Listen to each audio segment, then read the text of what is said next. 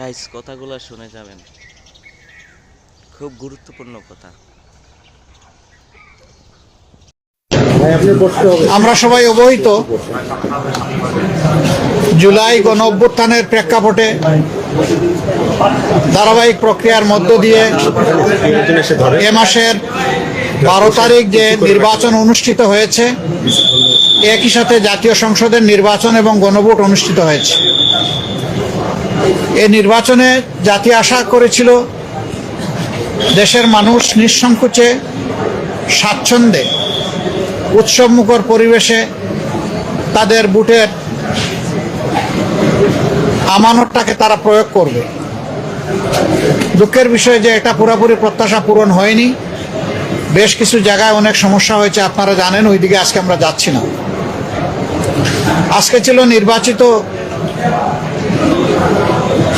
জনপ্রতিনিধিদের শপথের দিন।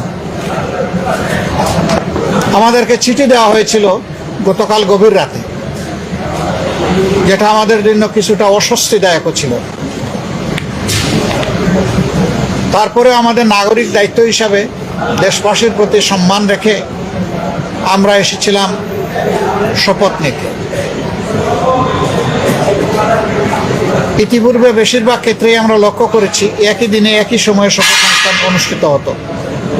এবারে বোধহয় আপনারা তার ব্যতিক্রম লক্ষ্য করেছেন। সরকারি দল আমাদের আগে তারা শপথ নিয়েছেন। আমাদেরকে সংসদ সচিবালয় থেকে যে পত্র বা চিঠি দাওয়াতনামা দেওয়া হয়েছিল, সেখানে 2টি শপথের কথা উল্লেখ ছিল। বলা হয়েছিল সংসদ সদস্য হিসাবে আমরা প্রথমে শপথ নিব, একটা সাদা ফর্ম আমাদেরকে বিলি করা হবে, প্রয়োজনীয় লেখাজোখা শেষ করে আমরা সেটা জমা দেব। আরেকটা শপথ হবে জুলাই চার্টার এবং গণভোটের যে প্রজ্ঞাপন হয়েছিল তার ভিত্তিতে সেই শপথটা গণভোটের শপথ, সংস্কারের শপথ।